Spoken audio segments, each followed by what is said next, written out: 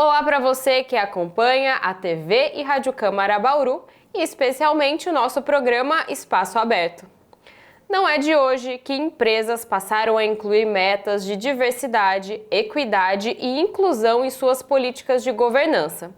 Com muita gente de olho nisso, já era de se esperar algumas mudanças. Mas será que elas vieram e aconteceram? Para a gente entender e falar um pouco sobre isso, inclusive com dados de pesquisas recentes, hoje nós estamos aqui com o Raul Vale, que é consultor de diversidade e inclusão na empresa Great People Diversity. Seja muito bem-vindo, Raul, para falar desse assunto importante para as organizações e também para a sociedade. Muito obrigado. É uma honra para mim estar aqui como convidado e falar sobre o tema que acho que é um dos principais pontos que me faz levantar com o brilho no olho todos os dias e dar meu melhor para as empresas. Sim, então vamos falar. Antes de falar desses dados mais recentes, eu queria que você contextualizasse um pouquinho, né? Em que trajetória a gente pode pensar quando a gente fala da diversidade nas empresas e organizações? Quando que o tema passou a ser importante, passou a ser visto como importante? O que foi feito e onde a gente chegou, deveria ter chego nesse momento que a gente está agora? Bom, eu acho que a pandemia marcou um antes e um depois na vida de todos, né?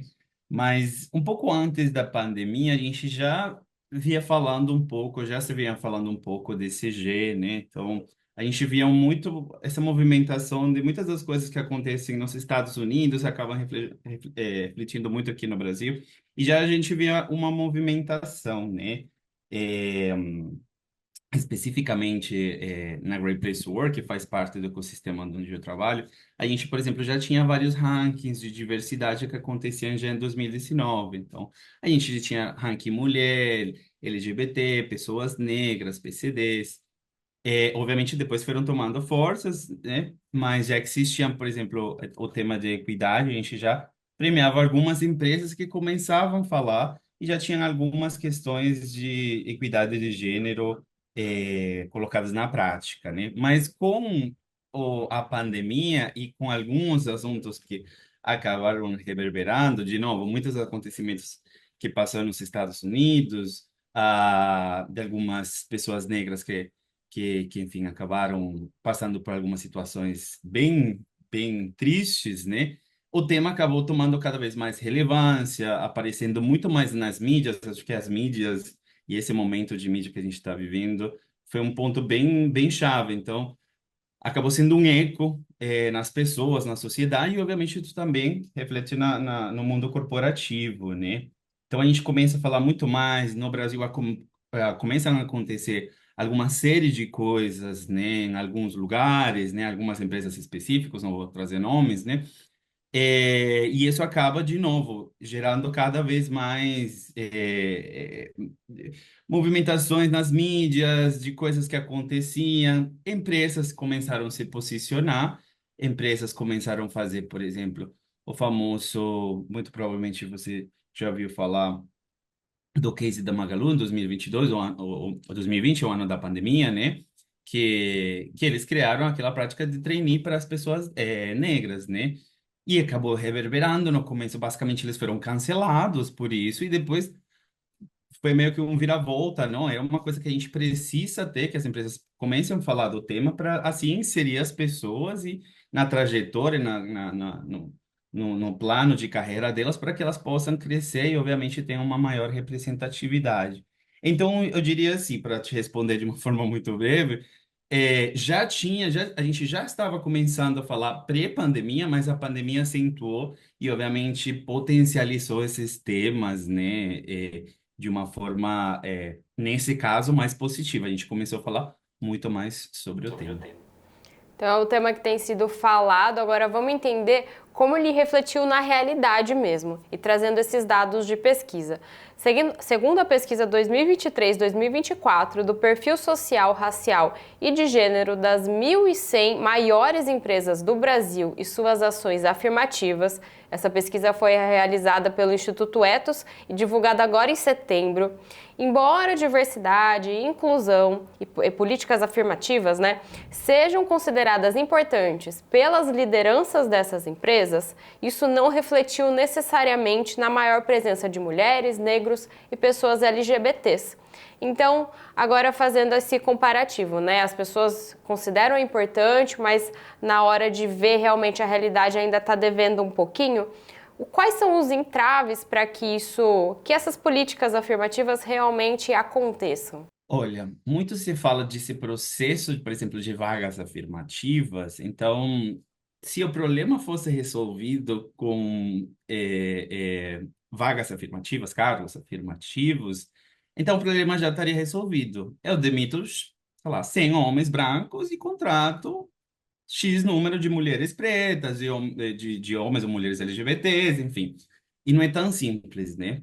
Eu, antes de pensar na parte de contratação, desse momento afirmativo, é preciso garantir que meu terreno tá fértil e firme, né? Então, se eu não tenho essa terra não tá bem tratada, trabalhada, ou seja, quando as pessoas cheguem na empresa, eles vão entrar em um ambiente, eu vou exagerar um pouco, hostil, com muito preconceito, piadas, comentários. Então, vai ser muito difícil a jornada dessas pessoas diversas na empresa se essa empresa, se as pessoas, a cultura da empresa ela não está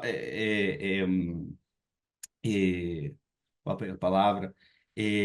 Parada, né? Propensa para trazer essas pessoas. Ela não está preparada, né? Então, não teve um momento de sensibilização, não teve um momento de educação, não teve um momento de trazer explicar alguns conceitos de vieses inconscientes, trazer essa conscientização para as pessoas, né? Trazer dados, enfim, tudo mais, mapear. Então, antes de tudo isso, de trazer as pessoas, eu preciso que meu terreno de fato esteja fértil para que essas pessoas consigam crescer, né? E ter de fato uma carreira bem-sucedida, tirando qualquer um problema de discriminação que, por exemplo, a pessoa possa passar. Então, as vagas afirmativas, elas são importantes para a representatividade das pessoas diversas na empresa. Mas eu preciso também, vá muito da mentalidade da cultura da empresa. Quanto que eu falei de cultura antes, os valores de fato eles estão inseridos no ADN da empresa, quanto que eu falo no dia a dia disso, então vá muito também de uma forma comportamental das pessoas, isso varia muito de setor a setor, né? Então, se a gente está falando de um setor, de um segmento, né, que é predominantemente masculino, então vai haver muito machismo nesse ambiente, então é muito difícil. Se eu vou para alguns segmentos, por exemplo, tecnologia, é um pouco mais aberto no quesito então não tem uma parte operacional, né? Então é mais fácil, as pessoas ou estão no escritório, ou estão de home office, então é muito mais fácil a gente trabalhar de quando a gente vai para um setor que tem muitas pessoas no ponto operacional. É um desafio muito maior de fazer toda essa comunicação, esse letramento, esse engajamento desses temas, né? E a pesquisa também mostrou que existe um funil hierárquico. Então, quanto maior o cargo na hierarquia, mais o perfil padrão, que seria, né, o homem branco acima dos 45 anos, aparece. Por que que isso aconteceria? Olha, isso só reforça algo que a gente sempre aconteceu, a gente sempre soube disso, só que agora a gente tem números. É um estudo também do GPTW que eu fiz em 2022, a gente mostra quais que são essas porcentagens, eu acho que o Ethos também trouxe quais que são essas porcentagens, de fato, conforme eles vão crescendo, colaborador, coordenador, média gerência, alta gerência, vai diminuindo a porcentagem de mulheres na alta liderança, ou na liderança, né? E eu fico, às vezes, por que que as pessoas se assustam com esse dado, ficam tão chocadas com esse dado? Acho que talvez elas vivem uma realidade um pouco paralela, né? A gente vê, por exemplo, a questão de gênero, vamos usar a questão de gênero, né? A gente vem avançando de uma forma muito devagar ao longo dos anos, por exemplo. As mulheres começaram a ter o direito de votar em 1932. Então faz menos de 100 anos, não estou fazendo a conta direito, mas enfim, pouco tempo quando a gente para pensar. Falando agora, a gente acabou de passar pelas Olimpíadas, apenas em 2012 a gente teve todos os esportes, todos os jogos, tinha tanto para feminino como masculino, né? 2012, a gente está falando de quanto tempo? Vamos fazer a conta, menos Não de eras. nada. Uhum. Então, como que eu espero que haja uma equidade aqui em essa linha de colaboradora, em essa linha de coordenador? Gente, não existe isso. De fato, existe todo um preconceito, todo um viés velado, viés inconsciente, né? De fato, a mulher não está preparada para assumir esse cargo aqui de cima da alta liderança. Foi semana passada, eu não vou citar quem, mas apareceu na mídia um burburinho de Deus me livre ter uma mulher CEO. Não sei se era textualmente assim, né? Gente, e a pessoa pediu demissão, entendeu? Porque uma mulher ia ser denominada como CEO da empresa, né? Então existe as desculpas que a pessoa deu foi que a mulher não estava preparada para lidar com a pressão que ser CEO e tudo mais, mas ela está preparada para as questões de casa, entendeu? Que ela tem que fazer, e o homem não está preparado, ele não foi feito para aquilo, né? Então, e isso vai passando de geração a geração, dos filhos, então quando eu falo de realidades paralelas, é assim, as pessoas moram em uma bolha e tem outras pessoas que moram em outras bolhas. E que essas bolhas delas não se comunicam. Então, para essas pessoas, para esse CEO, essa pessoa que falou, é muito natural ela falar isso. Imagina a coragem de você falar isso, mas para ela não existia essa coragem, porque é super natural ele falar isso em um ambiente que ele estava. Ele foi super aceito, muito provavelmente por muitos anos, homens muito parecidos com eles, né? Mas para outra bolha que fica assustado com o comentário disso, a gente já não está mais acostumado com isso. Então, eu fico alarmado de, uau, que chocante, ele vai crescendo, vai diminuindo o número de mulheres. Gente, sempre foi assim. A gente tem visto um aumento, né, de representatividade, mas sempre fazia. A gente vê, eu vejo até hoje algumas empresas, eu trabalho muito com dados, que às vezes esses números chegam a ser muito baixos. De novo, como eu te falo, dependendo do segmento da empresa, às vezes não vai ter nada aqui na liderança e vai ter, talvez, no nível de colaboradoras, obviamente, se vai ter uma porcentagem maior. Mas é uma realidade que existe, tem uma certa melhoria, tem tido alguma certa melhoria, né, nos últimos anos, mas é uma realidade que agora a gente consiga ver, hoje a gente consiga mapear, porque acabou sendo um tema é, é, que a gente está falando por uma questão de ESG, de sustentabilidade, que a gente começou a falar mais nos últimos anos, as empresas têm que ter um indicador de ESG. Então, é meio que hoje é obrigado, você precisa falar do tema, porque senão você vai parar de existir como empresa, né? Sim, e pensando nessa sua experiência, inclusive tratando com dados e com empresas que aplicam ou não aplicam esse tipo de política, existem exemplos positivos, apesar da gente ver na pesquisa que os resultados ainda estão aquém da intenção que existe, né, de criar essas políticas? E se existem esses exemplos positivos, no geral, a gente pode dizer que investir em diversidade e inclusão nas organizações traz resultados positivos, tanto para os seus trabalhadores, quanto para a própria organização ou para a sociedade no geral também? É uma das coisas que a gente mapeia, de novo, lembrando dos rankings que o GPTW que faz parte do nosso ecossistema, para a gente fazer toda esse reconhecimento para as empresas que são destaque em esses rankings, a gente pede esses números, né?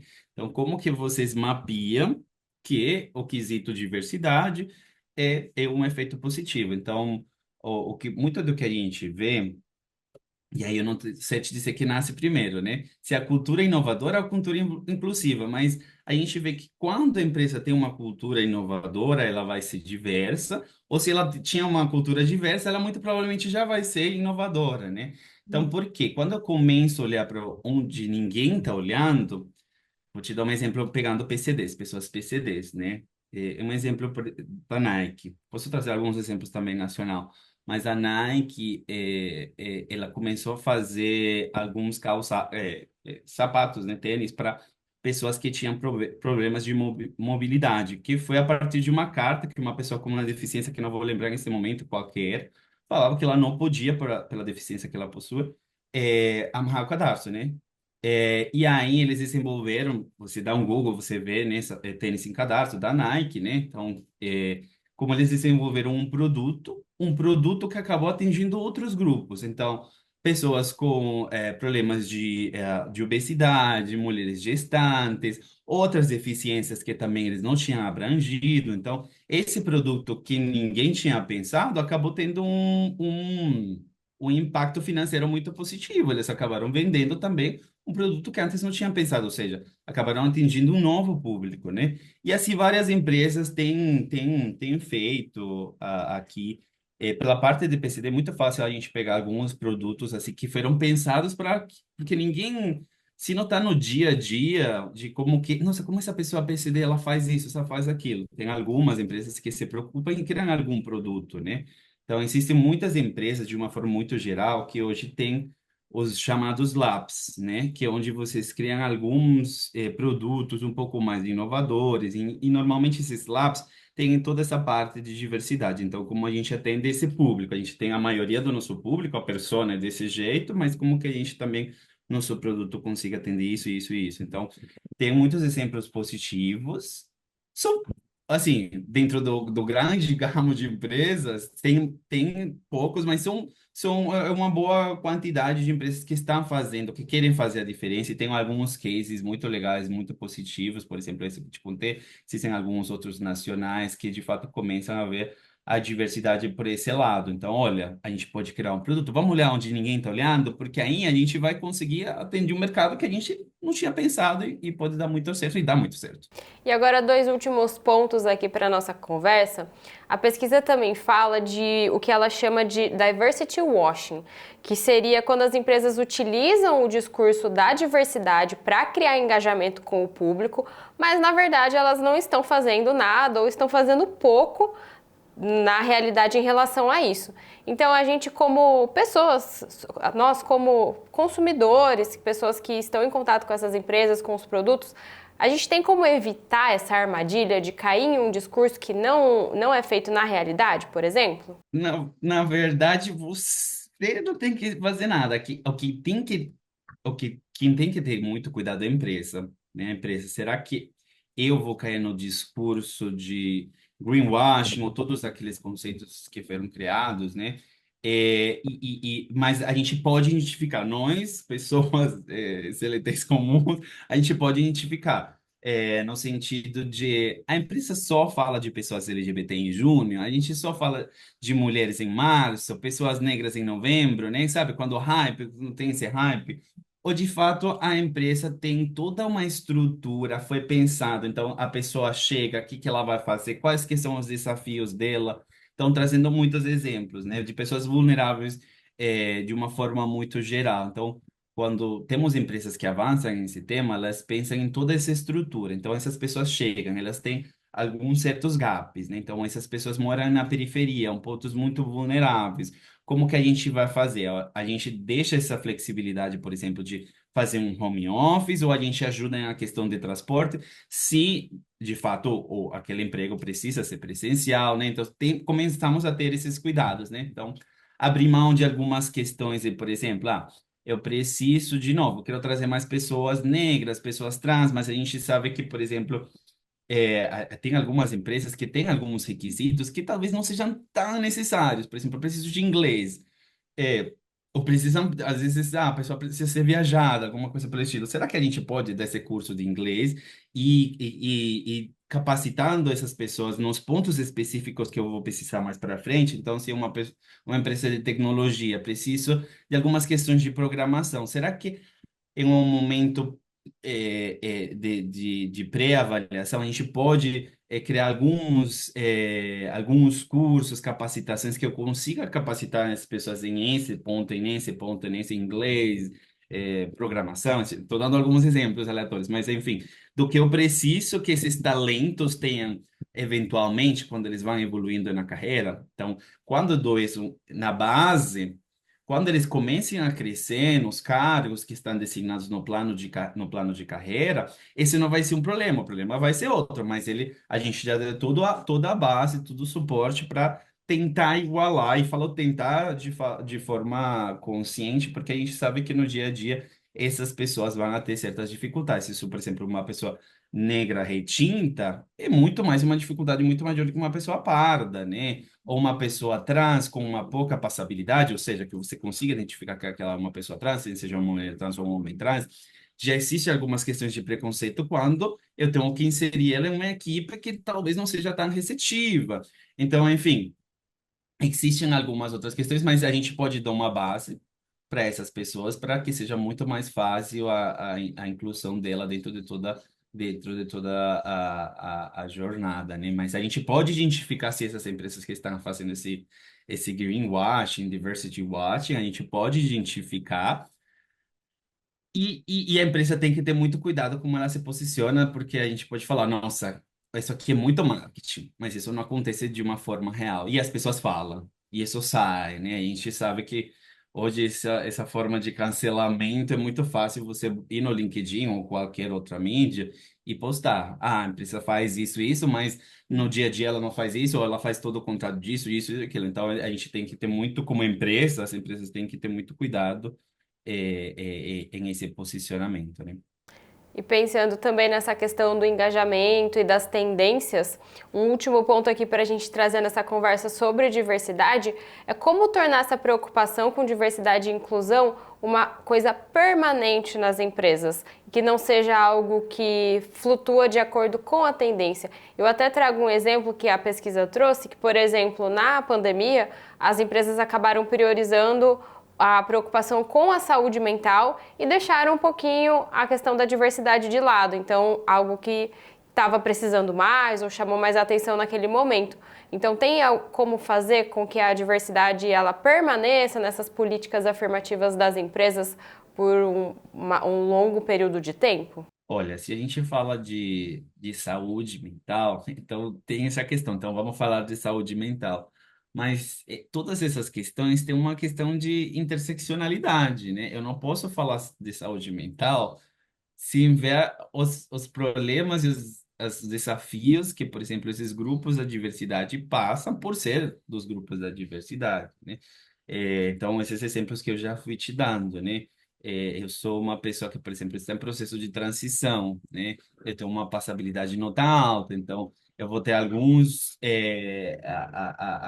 problemas na hora de ser inserido. Como isso me afeta, né? Aquele famoso síndrome de impostor, né? Muito provavelmente você tenha algumas qualidades, tipo, capacidades para fazer muitas coisas, e você é muito bom, mas às vezes esse síndrome de impostor, por uma questão de saúde mental, acaba te perseguindo em alguns momentos, né?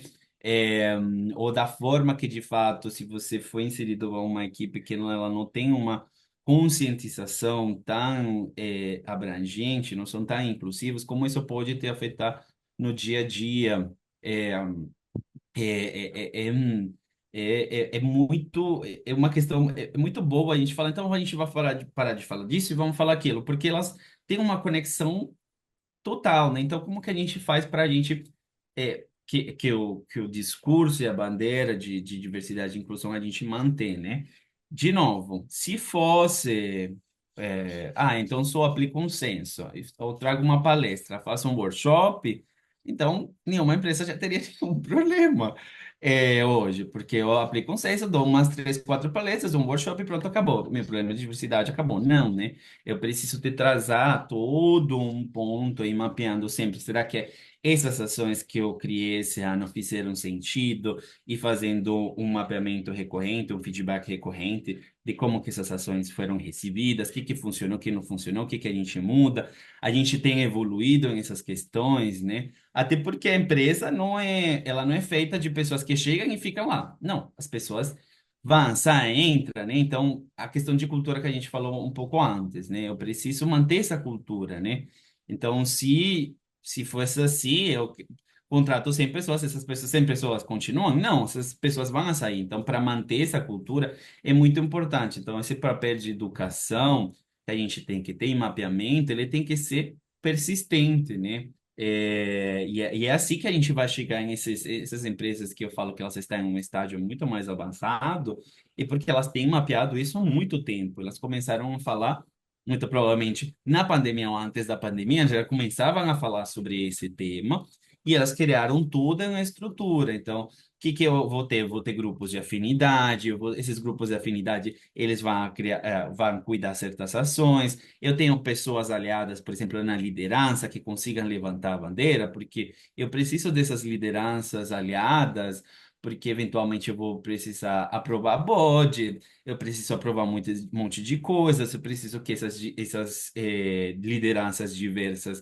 elas acabem espalhando esse discurso para as outras, e de fato a gente começar a liderar com um exemplo, né? Então, são vários pontos, a gente precisa criar toda uma trilha, e além não só de criar, a gente precisa ver se essa trilha de fato está funcionando ou não está funcionando, né? Faça um networking com empresas que a gente sabe que tem alguns cases de sucesso, que são muito parecidos com a empresa que eu estou agora, né? Então, para ver que funciona, que não funciona, que baralhos a gente pode trocar ou não, né? Então, que figurinhas, né? Então, acho que são pontos bem importantes para a gente manter. Então, não é uma linha reta. Eu cheguei no ponto A e vou ao ponto B e acabou. Para mim, ela é um círculo, né? A gente tem que ter várias coisas para esse círculo, basicamente, ele ir rodando, né? Então, tem várias questões de educação, de mapeamento, de várias ações que a gente precisa se propor e que as pessoas façam de forma autêntica, para não cair no greenwashing, né? Porque aí pode acabar, né? Se as pessoas também já não percebem que, tô fazendo isso por fazer, a gente sabe que não teve nenhuma acabativa, então, eu não vou fazer, e aí que acaba morrendo, né? Aí não tem esse perpetuamento das ações. Não, eu preciso fazer de uma forma autêntica. Então, o que que a gente precisa? Vamos determinar um budget para isso, porque a gente vai precisar budget para fazer isso, isso e daqui, quais que são os pontos mais críticos, e o público LGBT que está mais crítico são os PCDs. Então, além de a gente mapear, eu tenho quantos PCDs? Eu estou acima da lei, abaixo da lei? Quantas pessoas LGBT a gente tem, né? Como que está a percepção delas? Porque isso é um ponto, a satisfação é baixa, é alta. Eu preciso também saber disso, né? Diversidade, eu falo diversidade é um fato. Eu entro em uma sala de 10 pessoas, vai ter uma diversidade. Existem 10 pessoas diversas, mas inclusão é um ato. Eu preciso fazer certos atos inclusivos para a gente manter o respeito, a cultura, a empatia, né? Então, é isso que vai fazer que a gente perpetue esse ciclo de diversidade e inclusão de uma forma eficaz e efetiva na empresa. Tá certo. Muito obrigada. Você que estava nos acompanhando ouviu o Raul Vale, que é consultor de diversidade e inclusão, conversando aqui com a gente sobre diversidade nas empresas. Obrigada, Raul, pela participação e obrigada a você também que acompanhou a TV e Rádio Câmara Bauru.